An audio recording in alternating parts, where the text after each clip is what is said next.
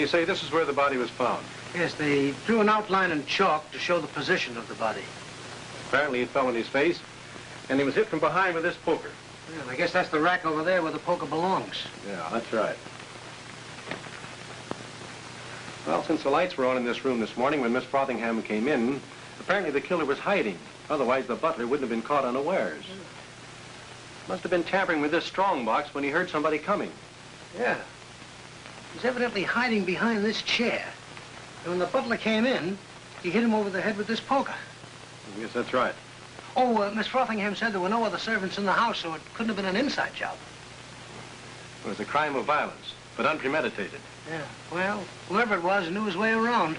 Yes. Oh, Sam, will you ask Miss Frothingham to come in? I want to ask her a few questions. Yeah, sure.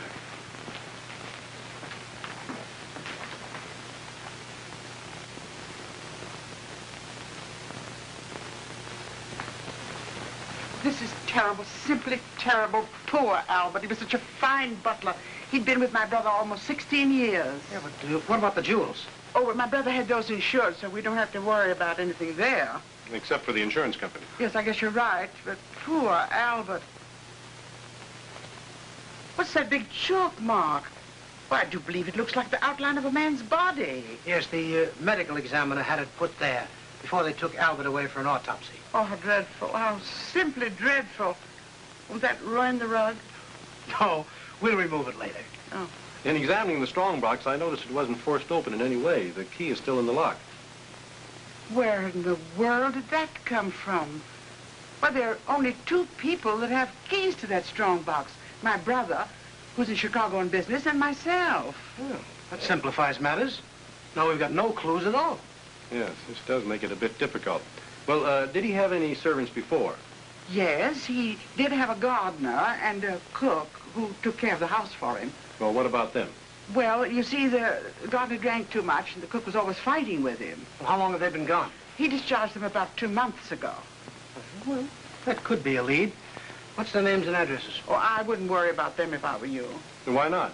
Well, you see, my brother had the lock changed on the strongbox a couple of days after they left, as a precaution, you see. Well, that was very wise of him. Yeah, that eliminates them.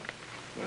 Well, Miss Frothingham, I wonder if you'd mind coming down to headquarters with us, just for the purpose of identifying some pictures. I'm sorry, but I'm afraid I can't. I have a very important appointment in about 15 minutes, and I mustn't be late. Oh, can't you cancel the appointment? No, I can't. I simply can't. I must be there. Now, don't you think the murder of your brother's butler and the theft of his jewels is more important than your appointment? I think that's a matter for me to decide. You'll excuse me. Well, Sam, that's rather odd, isn't it? Yeah, it is. Miss Frothingham has such a mysterious appointment, she can't put it off. Well, Sam, I'm going to have a little assignment for you. Son? What? Well, you and I are going to leave this house right now. Yeah. But you're going to keep an eye on Miss Frothingham, see where she goes, and find out why her appointment was so mysterious. Oh, where you going to be? Well, I'll be back at headquarters. I'll wait for you there. Oh, I should be able to check in about an hour. If I don't call in an hour and a half, then you can start to worry.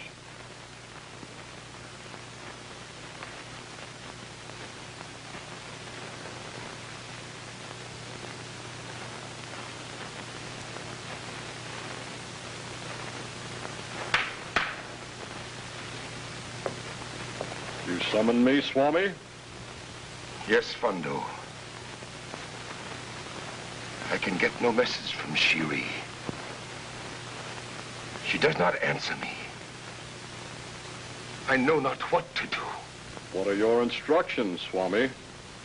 In a few moments, Fundo, Miss Frothingham will arrive for her seance.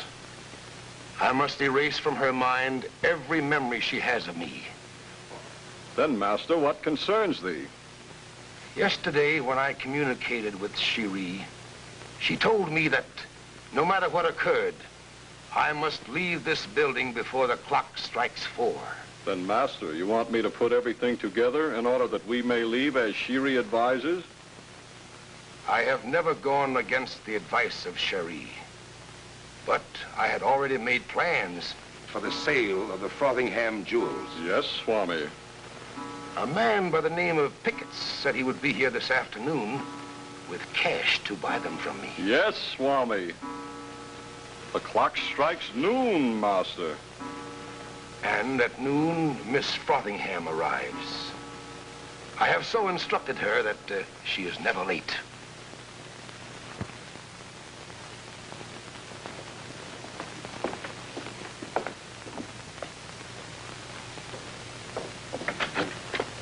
Ah, Miss Frothingham, come in.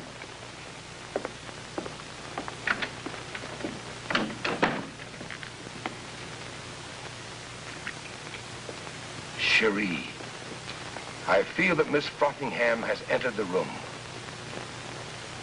What message, what instructions have you for her? Oh, Cherie, what instructions? Yes, Cherie. Yes. Thank you, Cherie.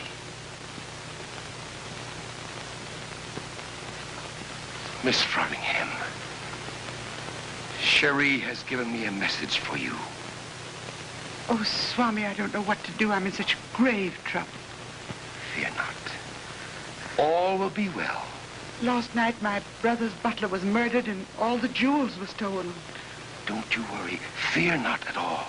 Cherie is watching over you, and I, Swami Elwaya, will help you. Come, look into the crystal ball.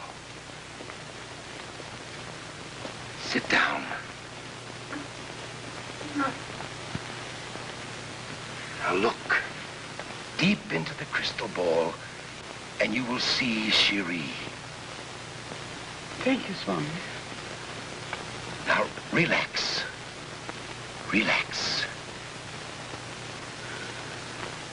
Now, close your eyes. Close your eyes. That's better. Now, you are asleep. And all the fear and power of Cherie is pouring through your veins.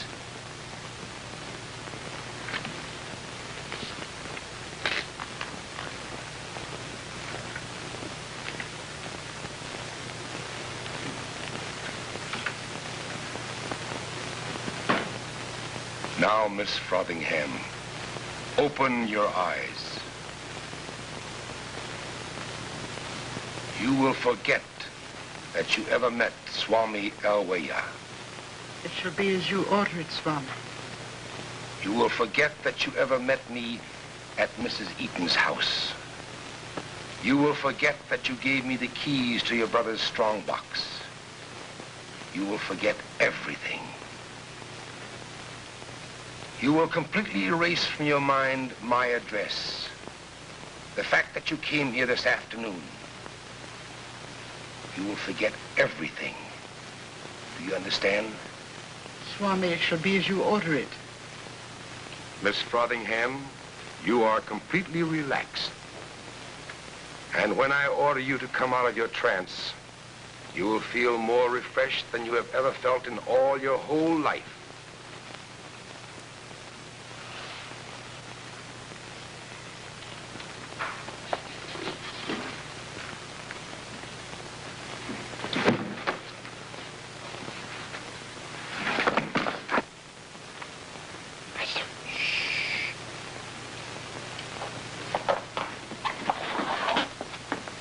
Rise, Miss Frothingham, rise.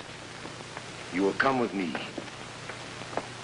When I clap my hands 3 times, you will awaken out of your trance and remember nothing. You will remember no part of this, and you will go straight home. Fondo will see you to the door.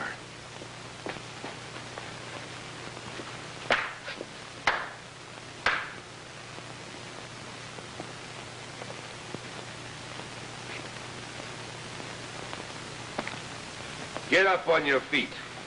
Come on, get up. Who are you? What are you doing here? Huh? Well, I was walking down the street, see? And I come to this freer's end, so I says to myself, now there's a deal Well, that I beg your pardon. What did you say? Oh, you're a foreigner. You don't understand English, huh? I'm walking down the street. So I come to the freer's end, so I says to myself, now there's the deers out there. Just a minute. Is that what you call double talk, isn't it? Huh? Double talk. I don't know what you're talking about. Shall I put the sharp edge of a blade close to his throat? No, Fundo, I have another idea. Sit down in that chair. I will not. Sit down. Now gaze into the crystal ball, and you will see Cherie. Oh, you ain't gonna hypnotize me. I don't know what you're talking about. Don't you want to converse with Cherie? All right, get him up.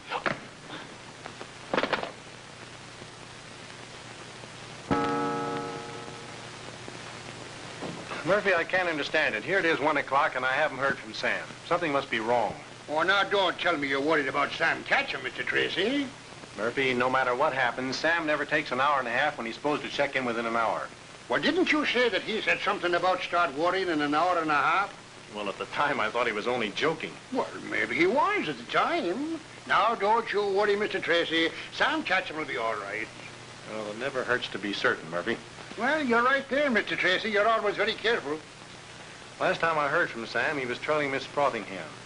I think the best thing I can do is talk with her and see where she's been. Now, if Sam calls in, have him check with me there.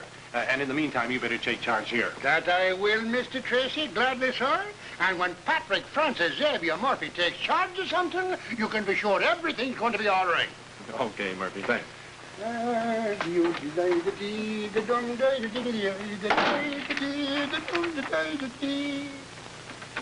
Come in, Mr. Tracy. Won't you sit down? Thanks.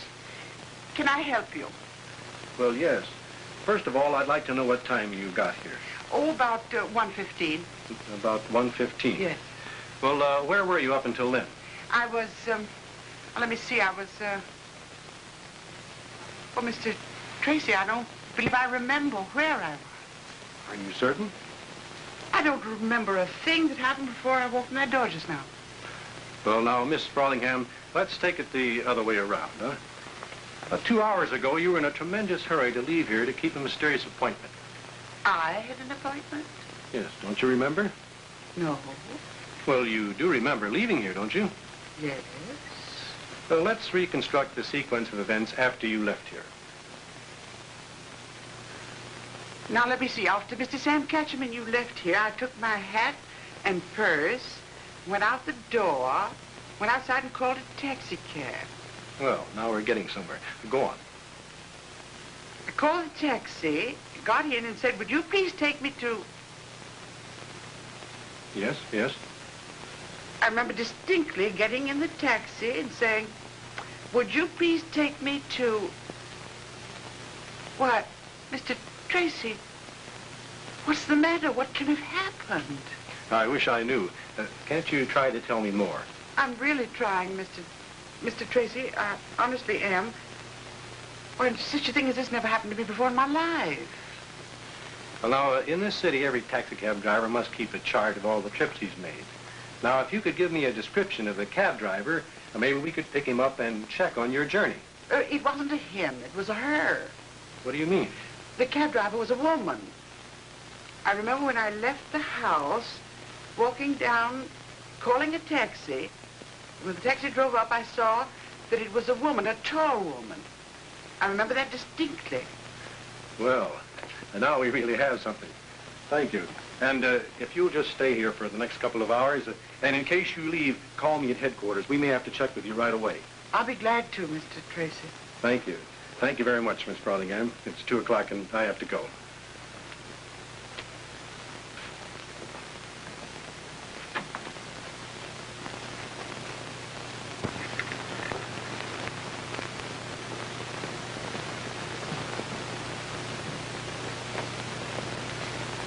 Now, Mr. Ketchum, it is almost 2 o'clock.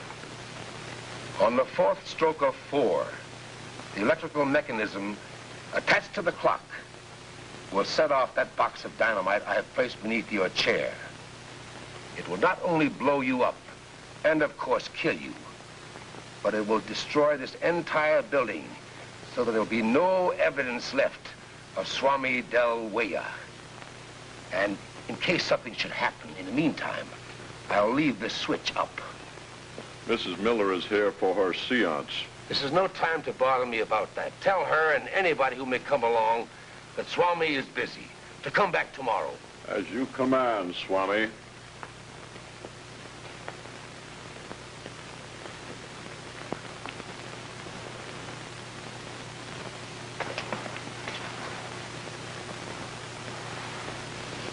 Time is passing rapidly, Mr. Ketchum.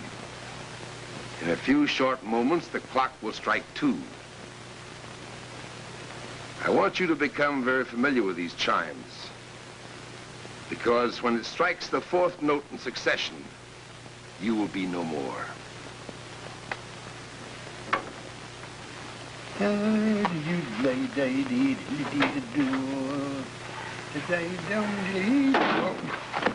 Oh, well, Mr. Tracy, took you quite a while, didn't it, sir? Yeah, sorry, Murphy. Any calls? No, not a thing, sir. Just a few routine things. I told them you weren't here, and they just passed them on to someone else. Didn't Sam phone in? No, sir, Sam didn't call at all. What's the matter? Didn't you find him? I can't understand what's happened.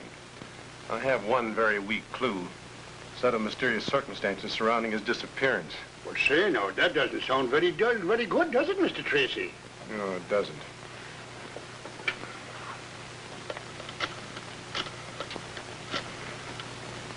Robinson, Tracy, I want all your available men to go out to the various offices of the taxicab companies and check their records. Yes. Now, this is what must be done.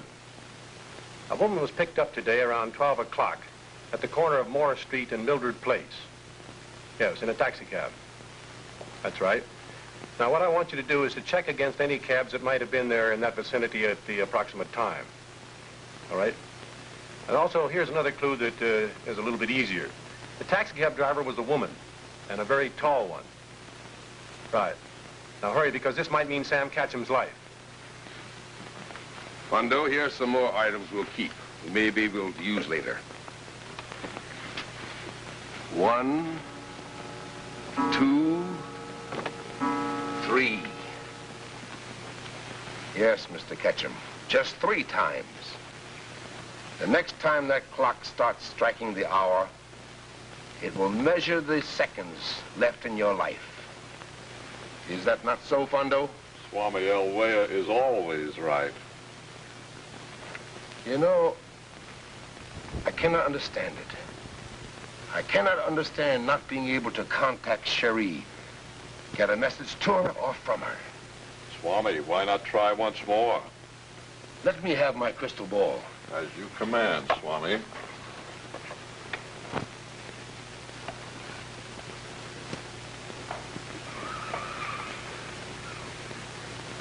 Cherie, speak to me.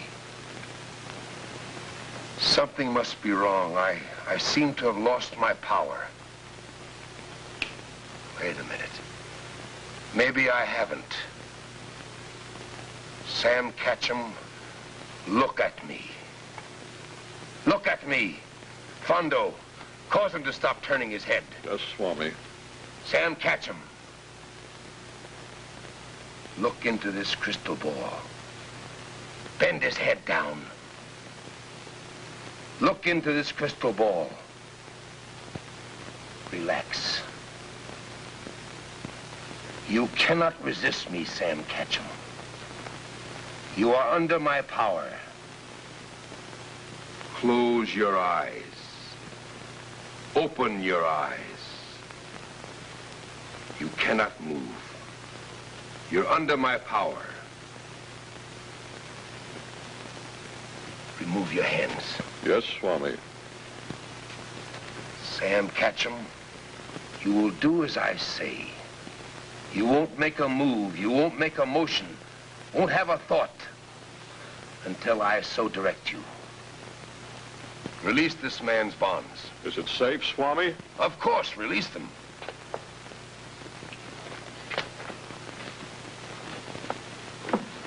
Now the gag. Sam Ketchum, you can hear me. Remember, up until 4 o'clock, you're in my power. On the 4th stroke of 4, you will be free. But your mind will be able to function while you're listening to me. You know that at 4 o'clock, the explosive under your chair will go off, and you will be killed. Your mind knows that you are not tied down by ropes. Your mind knows that I am saying, but you cannot talk. You cannot move. Come in. Are you Dick Tracy? Oh, yes. May I ask what your name is, please? My name is Akers O'Reilly. I'm a cab driver, and I was sent here because there was something you wanted to check on my records. Oh, yes. Are you the cab driver who picked up a woman around 12 o'clock today at the corner of Moore Street and Mildred Place? That's right, I am. Yeah, you have that on your chart, do you? Oh, yes, it's regulation that we keep a record of all these things. Oh, I see. Well, may I ask to what address you took this woman? 1309 Bartlett Place. 1309 Bartlett Place. Well, thank you very much, Akers O'Reilly. You've been a big help. You're very welcome.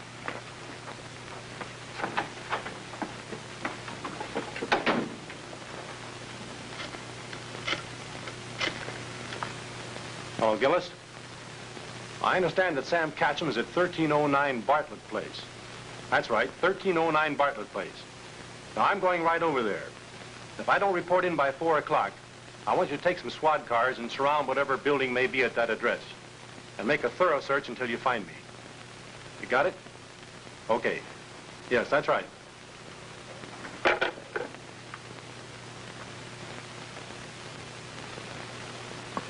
Sam Catchum, you cannot move. And it is almost 4 o'clock. And you will soon die. The charge is set, and the chimes will soon start. Fondo, let us go.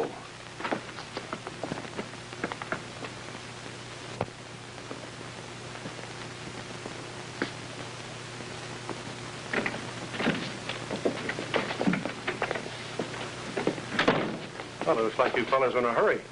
Just a minute, sir. Who are you? I'm Dick Tracy. I'd like to have a little talk with you. Would you mind getting back in the office? Fondo, take care of Dick Tracy. Neither one of you move. Now, look, I've got to catch a plane. It's almost 4 o'clock. If we've got to talk about something, let's do it outside. Let's get out of the building right now. Don't move or I'll shoot. Please, don't shoot me. It's almost 4 o'clock. Let's get outside. What do you mean, don't shoot, shoot? It's almost 4 o'clock. Now, you get back into that office. But, sir. Come on, you heard me. Back in there. All right, come on. Get back in there. Sir, let's get out of here. Come on, get over there. Sam, what is it? Speak to me. Sam, what's the matter? Sir, let's get out of here. At 4 o'clock he dies if we don't go too.